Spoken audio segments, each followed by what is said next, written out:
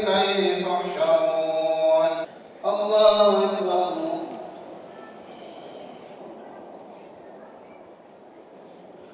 سمع الله لمن حمده Abi ismiyle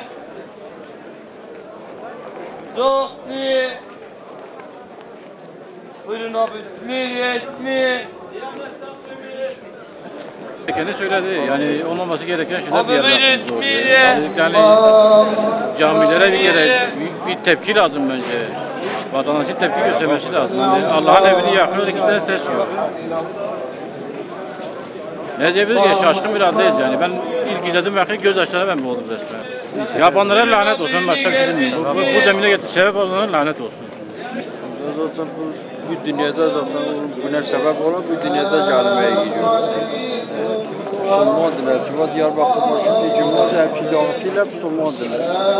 Yani fakat başka yerde diyorlar Ermenidiler. Ermeni diyenler zaten onlar Ermenidir. Ermeni şeyi yok.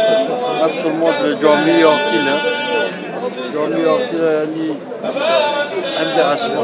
Kur'anlar o kadar kitaplar o kadar şeyler yaktılar aslında. Yani hakaret.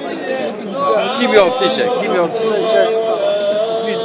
İnşallah bu dünyada gelmeye gidiyor. Ya buna sebep olanlar zaten dini imanı yoktur. Kim olsa olsun.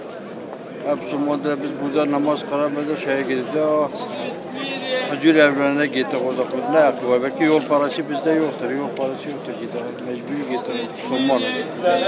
Vallahi hocam bu bir ilk değildi. Cumhuriyet tarihinden bakıyorsunuz ilanından bugüne kadar burası ahır olarak kullanıldı. Depo olarak kullanıldı. 28 Şubat'ta da bunun bir devamıdır zaten sürecin. Şimdi o Kemalizmin atıldı. Şimdi Apo İzmin atılarına da baktığımız zaman kurşunlu camiler kurşunlanıyor.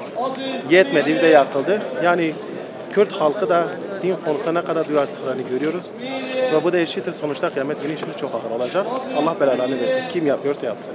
Rengi, şekli, şeması hiç belli değil. والله تجري تاريخ هذا زمان اسكندر الزغلي برادر تاريخ هذا مش جاغده قلت تركيا تجالبا برادر هذا يا تمام سبب ما عالمان عالم جوتي ورا خدا تعالى حقوق ورشيا بحقوق ولا مش ناكل طيب بلانا sorumlu tek alim ki ve alime kıbda peygamber bir zırmel serserime çezer ne bu topu kadar serserime de ne var ya